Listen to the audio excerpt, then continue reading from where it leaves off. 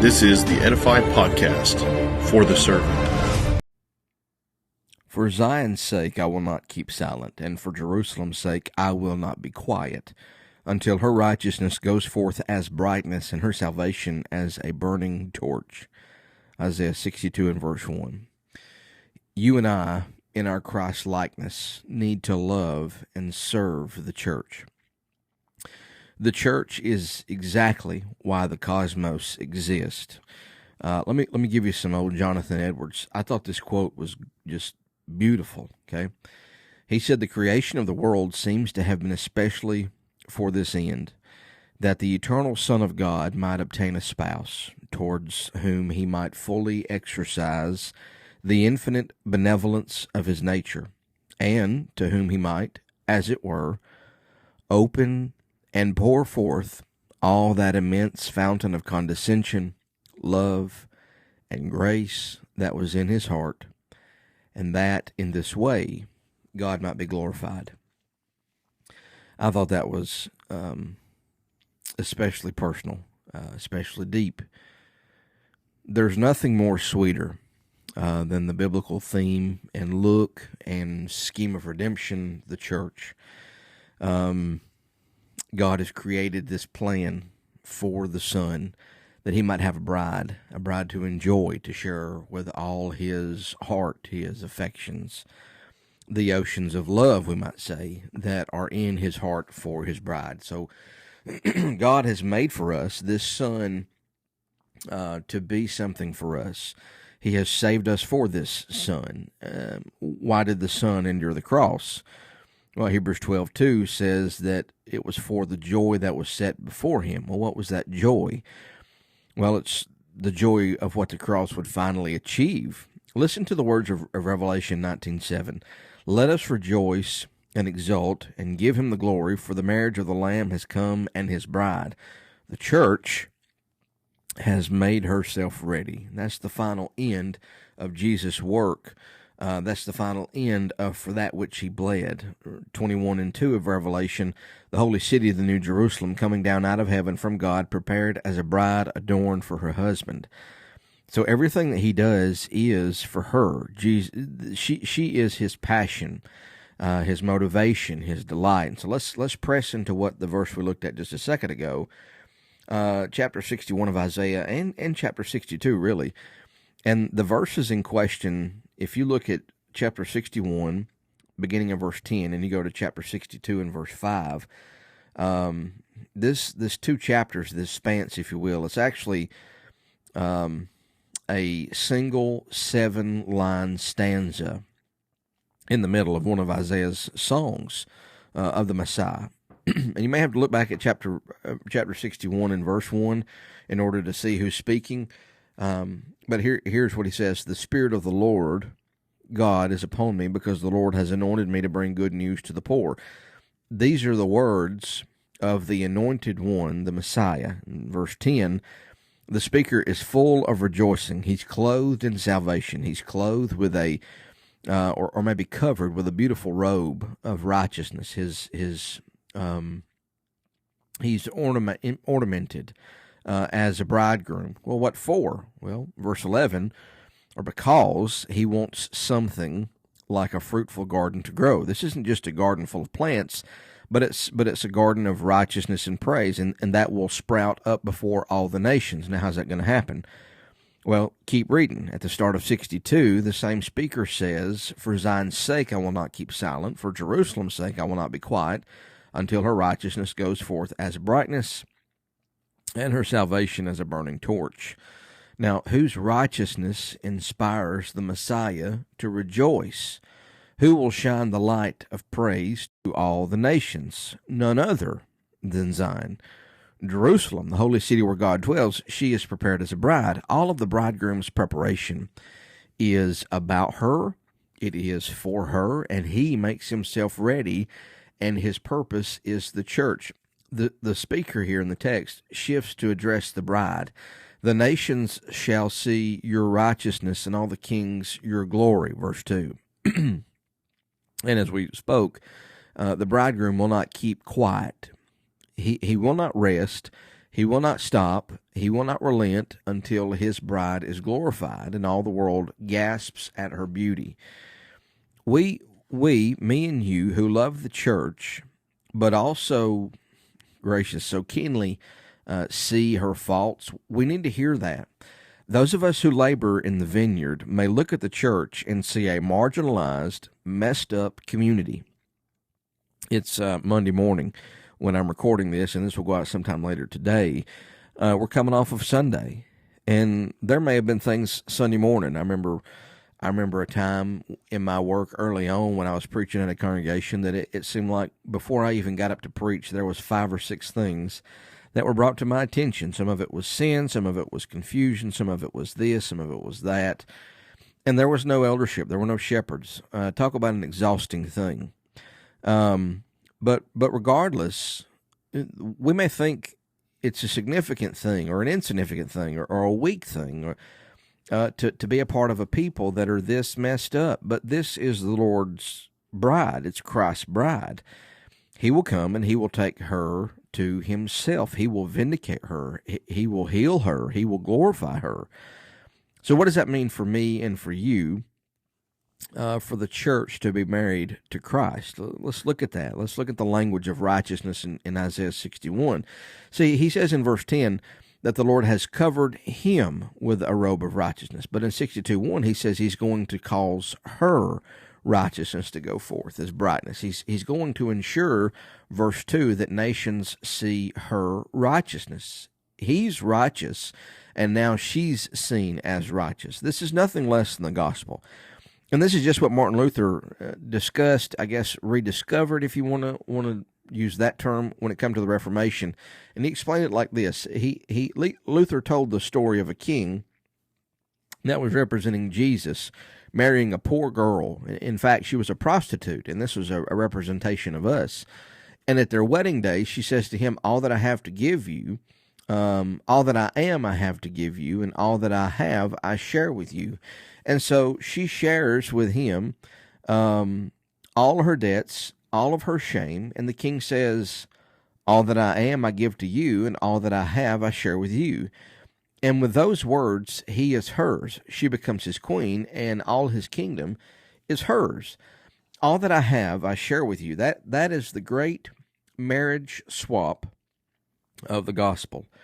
Our great bridegroom has taken all of our sin, all of our death, all of our judgment, and he has shared with us all his perfected righteousness.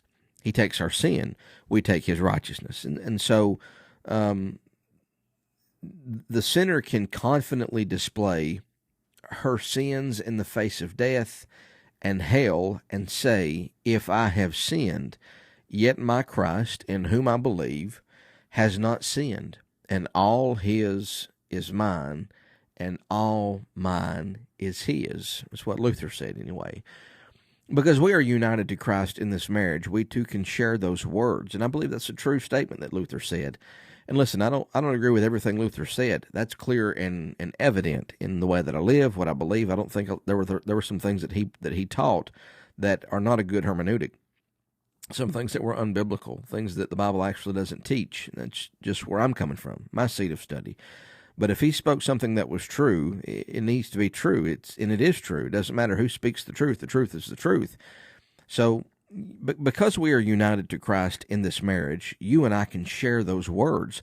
I will greatly rejoice in the Lord. My soul shall exult in my God, for he has clothed me with the robe of righteousness, as a bride adorns herself with her jewels, verse 10 of Isaiah 61. So for the church to be the bride of Christ means that she is righteous in his sight. He wants her to be an object of wonder. He wants all the nations, all the world, to see her beauty, to notice the light language in these verses, brightness, a burning torch, glory. It's like she's a second sun in the sky. And she's so gorgeous and so glorious that even kings are going to look to her. Even their glory is not going to compare to hers. Their eyes will be torn away from themselves to gaze on her. Even in fact, chapter 62 and verse 3, You shall be a crown of beauty in the hand of the Lord, a royal diadem in the hand of your God. See, that's God's design. Finding this people, this church, sprawling in the dirt, wretched and helpless, he picks her up. He gives her a new name. He cleans her. He beautifies, and he transforms her to be a crown of beauty, a royal diadem in his hand. Now, a crown, as you know, is most precious. It is a reward for great victors of war. It's a reward for conquerors. It's the sign of the greatest honor for its bearer. You speak of the Olympics and the crown of ivy or olive branches or whatever it was that they put on their head. That was a symbol of achievement, a symbol of conquering ship, if you will, the greatest honor. So Paul uses this term when he writes in Philippians chapter 4 and verse 1, my brothers whom I love and I long for, my joy and my crown. They are his reward and a sign of his faithful apostleship. So Proverbs 12 and verse 4 says, an excellent wife is the crown of her husband. The church is the excellent wife, the crown of Jesus Christ. So the church is his most precious treasure, the reward for his great victory. It is the sign of just who he is. He is the one who awakens the dead. He saves the helpless. He draws mankind together in love. So in the church is displayed for all the world to see a divine glory. She is a taste of heaven to come on the earth. But there's something even more. Verses 4 and 5, he says, you shall no more be termed forsaken. Your land shall no more be termed desolate, but you shall be called my delight is in her, and your land married. For the Lord delights in you, and your land shall be married. For as a young man marries a young woman, so shall your sons marry you. And as the bridegroom rejoices over the bride, so shall your God rejoice over you.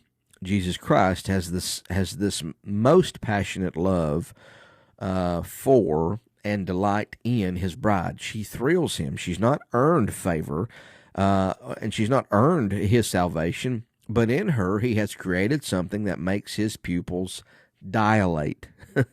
We would say it makes his heart skip a beat. The nature of Christ's desire for the church means three things for us. First is that we cannot be separated from or unconcerned about the church. We can't be. John Owen put it this way. He said, living interaction with saints and believers is essential to the student. It will sharpen, by exercise and practice, those spiritual gifts on which true gospel wisdom is founded. And that wisdom itself will be strengthened and increased by the holy practice. Such service is the essential inner nature of theology itself.